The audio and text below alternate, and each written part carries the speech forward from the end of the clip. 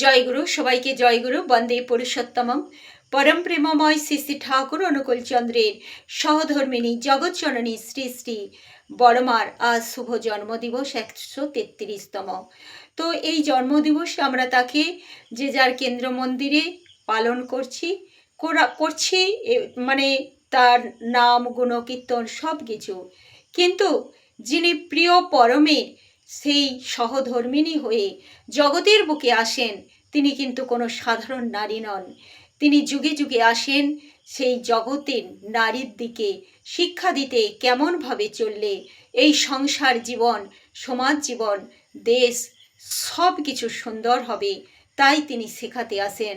মা শারদা শ্রীরামকৃষ্ণের পাশে শুধু ছিলেন না, মা শারদা ছিলেন বলেই আজকের কিন্তু রামকৃষ্ণ মিশন প্রতিষ্ঠা হয়েছে। শ্রীরামকৃষ্ণ চলে যাওয়ার পরেও কিন্তু সেই মা শারদা, জগৎজননী মা শারদা কিন্তু সদা সর্বদা সেই বিবেকানন্দ বা আরও ভক্তদের পাশে থেকে সবাইকে প্রেরণা দিয়েছেন, তাদেরকে দেখিয়েছেন কিভাবে কিন্তু সেই আর মানে রামকৃষ্ণকে জগতের বুকে প্রতিষ্ঠা করা যায়, পথ দেখিয়েছেন। আমাদের বড়মাও কিন্তু সেইভাবেই আমাদের কাছে শিক্ষা দিয়েছেন কেমন করে নিজেদের সহ্য ধৈর্য বাড়ানো যায়, কেমন করে আমরা আমাদের সংসার জীবনকে সুন্দর করে তুলতে পারি।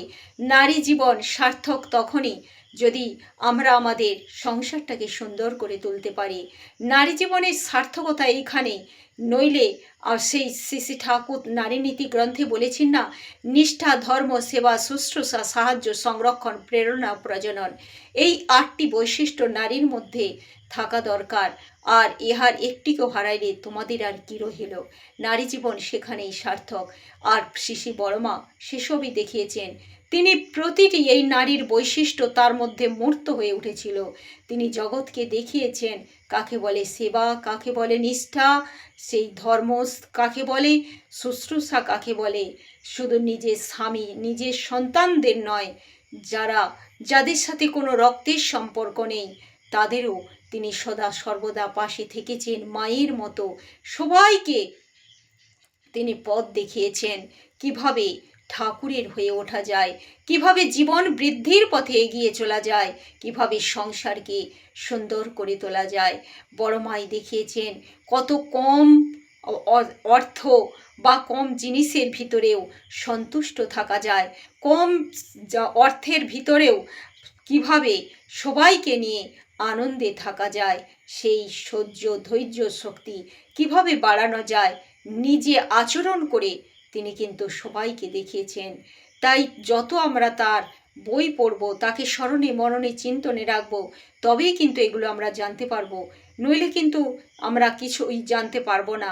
আজ যদি আমি সত্যি বলছি, যদি বড়মা কি আমি না জানতাম, তবে কিন্তু আমরাও কিন্তু এতটা পরিবর্তন হতো না, আমাদের সংসারে এতটা হয়তো শান্তি বিরাজ করতো না। বড়মার জীবনের কথা জানতে পেরেছি বলেই কিন্তু আমরা মানিয়ে নিয়ে, মেনে নিয়ে, সহ্য ধৈর্য আগে যতটা ছিল না, এখন তার চেয়ে অনেকটা আমরা বাড়াতে পেরেছি। মনে হয়েছে আমরা জগৎ জননী সেই শ্রী শ্রী বড়মাকে পেয়েছি। আমরা যদি সেই সহ্য ধৈর্য না রাখতে পারি, তাহলে কিন্তু আমাদের সেই বড়মাকে, আমার ঠাকুরকে আঘাত দেওয়া হবে, কষ্ট দেওয়া হবে। আমরা তা কখনোই করতে পারি না, কারণ তাদের মেনে চললে তাদের কি লাভ। সন্তান যদি বাবা মাকে মেনে চলে, বাবা মার কি, বাবা মা তো চিরকাল আশীর্বাদ দিয়েই থাকে, কিন্তু যদি সন্তান সেই পরিপালন করে তাতে কিন্তু সন্তানেরই লাভ, তারাই কিন্তু সেই মঙ্গলের অধিকারী হয়। তাই যত আমরা বড়মার জীবনকে মেনে চলব, তাকে কেন্দ্র করে আমরা সংসার জীবন করব, আমাদের সংসারে, প্রত্যেকের সংসারে শান্তি বিরাজ করবে। এটাই আজকের দিনে আমার মনে হয়। আর বড়মার জীবন কাহিনী সত্যি বলে শেষ করা যাবে না, আমি এখানেই রাখছি। সবাইকে জয়গুরু। বন্দে পুরুষোত্তমম।